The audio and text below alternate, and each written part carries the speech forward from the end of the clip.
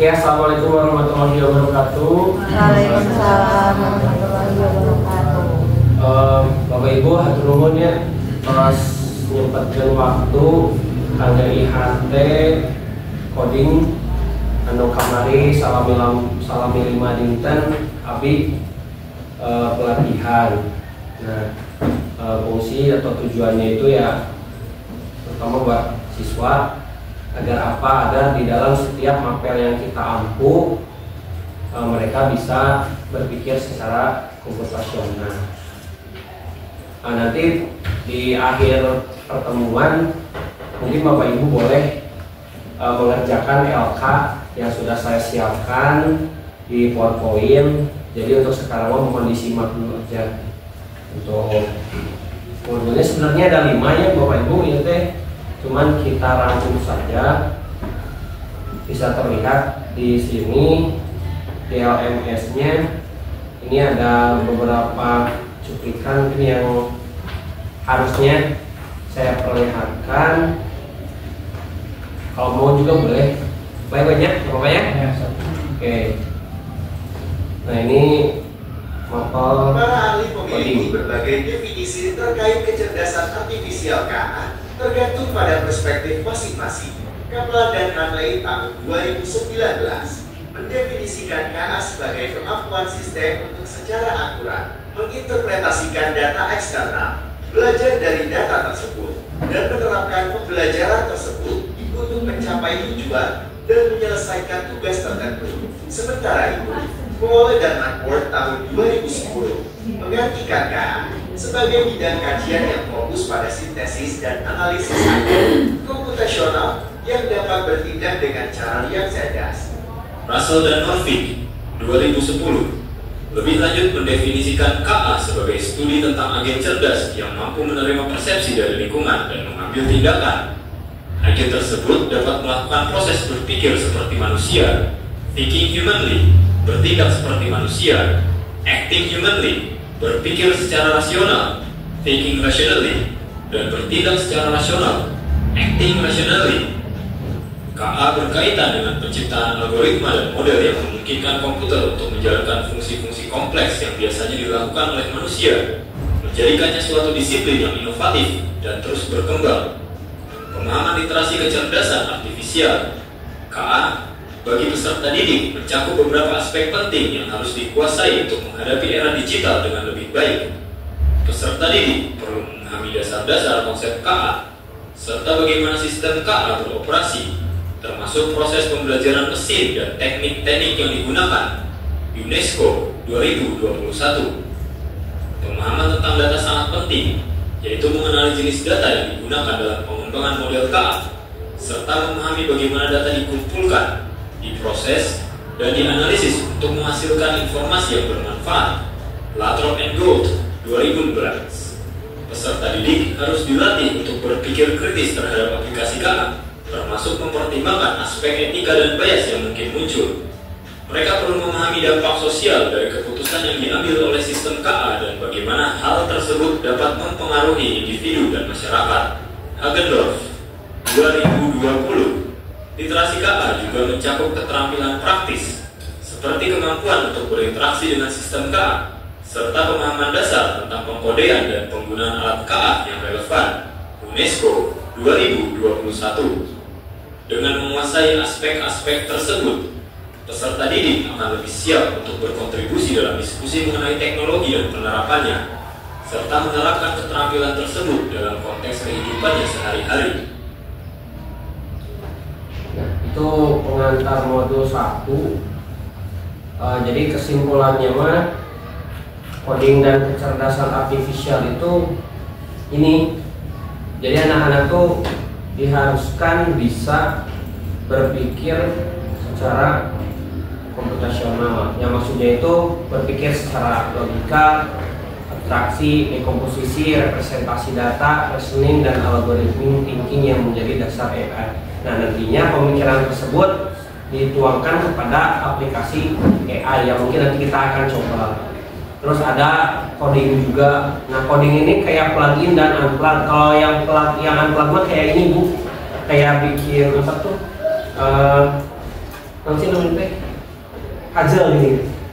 Kalau misalkan kita mau bikin rumah, berarti bawahnya kita tampilin rata dulu, tempelin kotak, terus nanti ke atasnya lagi, nanti bikin segitiganya pakai apa. Nah itu namanya unplug. Kalau yang plug mah itu nanti ada aplikasinya. Oke, nah kita fokus di fase E aja ya. Jadi sebenarnya coding ini bisa digabungkan dengan Mafel Informatika, itu tergantung nanti kurikulum sebenarnya. Cuman yang paling utama kita sebagai guru bagaimana caranya memasukkan AI ini ke dalam Mafel yang kita ampu namanya.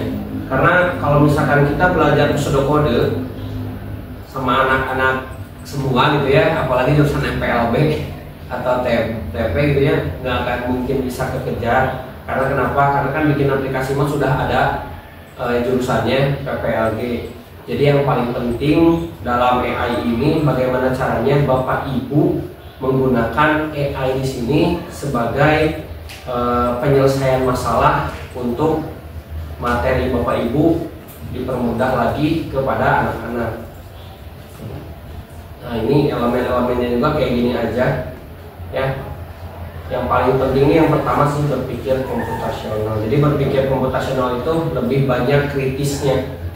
Jangan langsung misalkan ada anak pengen minta uang ke orang tuanya, kalau orang tuanya nggak ngasih marah gitu. Tapi kan ada pilihan-pilihan yang lain, bisa nabung, bisa A, bisa B, bisa C. Nah tujuannya itu seperti itu, anak-anak itu bisa lebih banyak pemilihan hasil akhir. Nah itu adalah berpikir komputasional. Yang literasi digital juga sama, anak-anak itu harus lebih dimudahkan dalam proses pembacaan atau pembacaan literasi digital, yang dimana ya digital sekarang kan adanya di handphone banyak kan. Nah ini fase E sama fase F nya itulah ya kalau dibacakan terlalu banyak. Nah kita kasih contoh bagaimana sih caranya ibu bapak di sini menggunakan AI, dan apa sih Pak AI itu, bagaimana cara kerjanya. Oke, kita coba. Bapak Ibu boleh, saya udah kasih link di grup, tinggal coba aja yang ini, tinggal diklik aja. Kalau mau sambil nyoba boleh, ataupun misalkan koneksinya bermasalah boleh lihat aja ke depan. Nah ini adalah cara kerja aplikasi AI dalam konteks harus ada apa saja yang ada di dalam air ya. Nah di sini Ibu bisa lihat, di sini kan judulnya ocean itu kan lautan ya. Nah di sini ada AI yang dimana AI ini diwajibkan untuk memilih mana yang berbentuk ikan.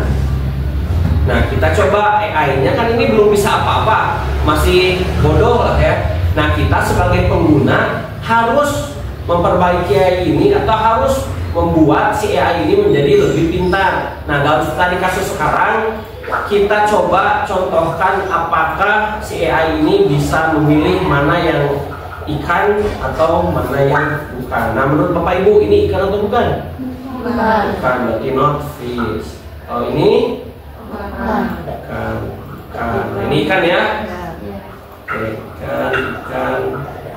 Nah, jadi nanti si AI-nya setelah kita diberikan data ini ikan atau tidak, nanti si AI-nya pun bisa berpikir dengan sendirinya. Nah, lebih banyak data yang kita masukkan sama AI, berarti si AI-nya akan lebih pintar. Seperti itu Bapak Ibu ya. Itu konteks dasar dari sebuah aplikasi AI. Kita coba yang banyak dulu ya. Ini baru 80% katanya. Kita next dulu. Ini baru 15. Oke, coba lagi. Nah, jadi proses ini adalah kita mentransfer data kepada AI yang belum ngerti apapun. Nah, keinginannya apa? Si AI ini bisa membaca sebuah ikan, ini ikan atau bukan. Nah ini udah 30 data, kita coba ya 30 data. Apakah si AI ini sudah pintar atau belum? Kita coba. Nah setelah kita memberikan data, otomatis si AI ini pasti akan tahu yang mana ikan dan yang mana tidak. Mari kita coba.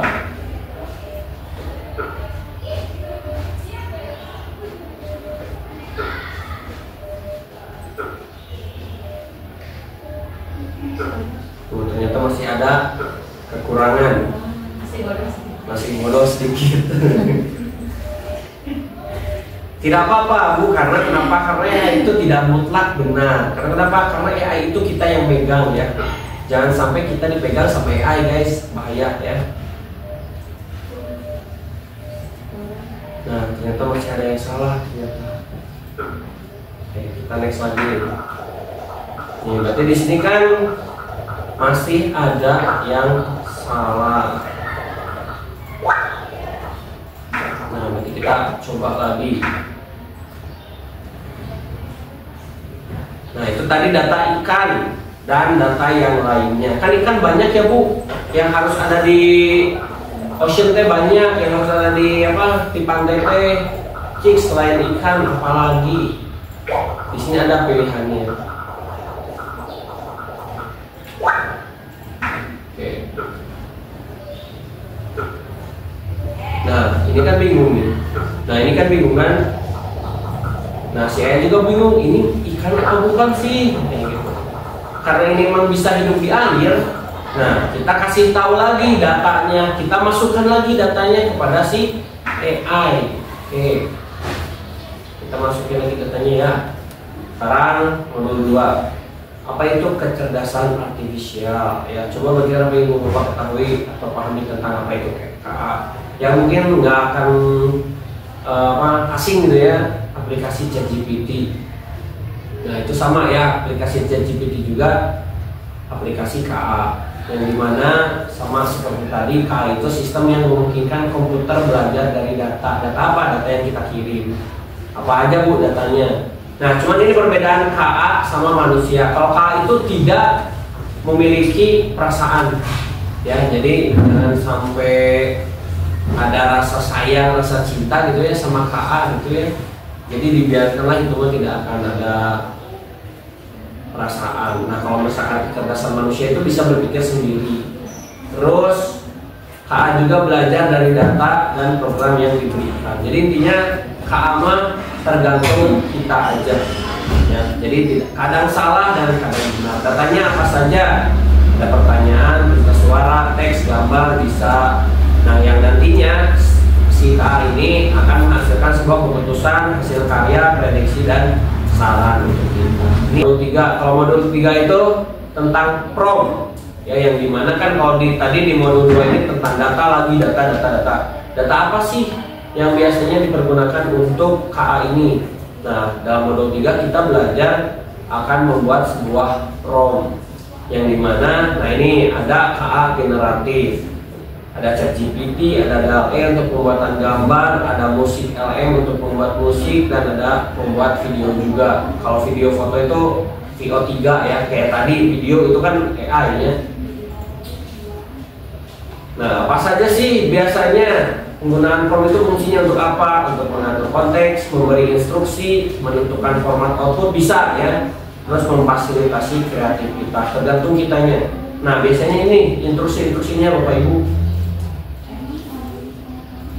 Nah, kita bisa ngasih prompt dalam konteks instruksi. Buatkan ChatGPT, buatkan bla bla bla bla bla gitu. Terus misalkan dalam bentuk konteks atau background, misalkan buatkan sebuah pemandangan, backgroundnya warna apa, itu bisa. Atau misalkan masukkan data atau input, misalkan Sri nilainya 50, Eis nilainya 30, Iik nilainya 50, itu bisa ya. Format outputnya pun juga benar-benar bisa apapun ya, kayak kalau misalkan buatkan PowerPoint-nya, buatkan apanya itu bisa. Nada dan gaya bisa, peran bisa, dan penyempurnaan literatif juga Bisa. Nanti kita coba. Nah, contohnya kayak gini Bapak Ibu. Di sini ada contoh prom. Promnya panjang. Kenapa panjang? Ada yang tahu? Kenapa promnya harus panjang? Biar lebih spesifik detail. Oke, biar lebih spesifik atau detail. Seperti tadi ya, ketika kita memberikan data yang banyak, nanti hasilnya juga akan banyak. Nah, di sini buatkan gambar lebar 17.920 kali 1024 piksel. Berarti nanti hasilnya tuh ya segede itu. Terus buatkan lagi temanya apa? Temanya kerajaan awan. Berarti ini hasilnya kerajaan awan. Batas akhir dan lain-lain kayak gini ya. Jadi tergantung prompt yang kita kasih nanti hasilnya. Nah, ini kelebihan kekurangannya. Ada zero shot dan ada view shot. Kalau misalkan zero shot itu memberikan arahannya hanya jadi sedikit lah, satu kata promptnya harus bisa selesai hasilnya. Tapi kalau view shot itu nanti kalau misalkan salah, kita kirim lagi perintahnya, salah, kirim lagi, salah, kirim lagi, sesuai dengan apa yang kita inginkan.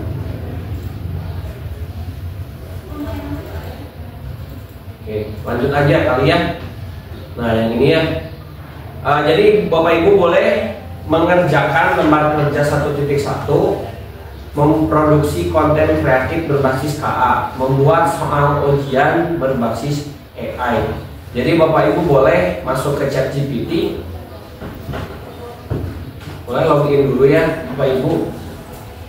Nah, Bapak Ibu tinggal memberikan perintah kepada ChatGPT untuk membuat soal ujian. Nah, itu disesuaikan dengan mapel Bapak Ibu masing-masing. Ya, terserah. Yang penting datanya banyak. Misalkan kita kasih contoh.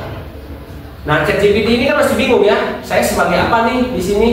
Si AI-nya bingung ya. Abi teh guru naon gitu. Nah, biasanya awal ketika kita menggunakan ChatGPT itu kita harus memberikan instruksi atau perintah si ChatGPT-nya harus berubah menjadi seperti apa. Kalau saya biasanya gini. Hai ChatGPT, kamu hari ini menjadi guru desain komunikasi visual. Nah, kalau misalkan kita hanya sekedar gini, nanti si AI-nya itu ya udah jadi gini aja, hanya jadi guru di kafe aja. Nah, oke, hari ini saya jadi guru di kafe, tapi dia belum pintar lagi gitu, harus bagaimananya. Nah, Bapak Ibu, kalau misalkan si AI ini diharuskan untuk membuat ujian, dia kan bingung kalau misalkan buatkan ujian harian 5 nomor. Kalau ini kan hasilnya nggak sesuai dengan yang kita inginkan gitu.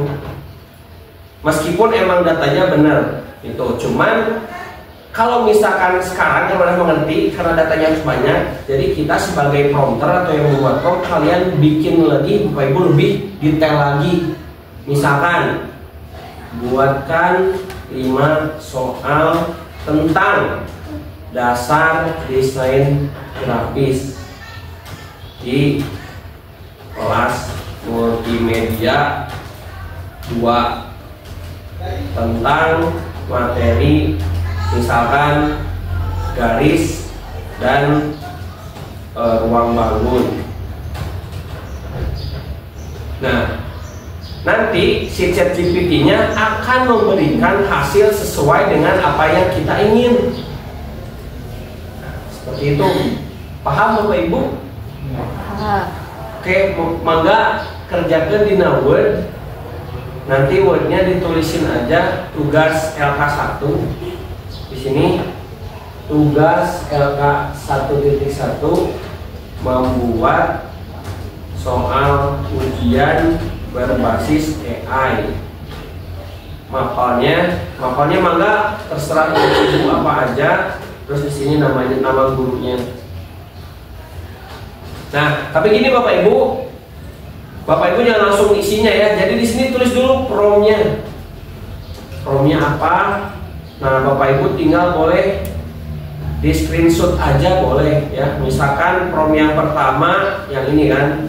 Nah, buatkan ujian, tinggal diklik print screen. Setelah di print screen di situ, tinggal di control V di sini. Nah, setelah ini kamu oh, klik ini. Ini kan kita mau nge-screen ini ya. Nah, ini yang pertama kan, ini pikiran saya. Hai ChatGPT, kamu hari ini akan menjadi guru desain komunikasi. Nah, terus di print screen di keyboard kalian ya. PRTSCR ada kan? Iya. Terus dipencet satu kali.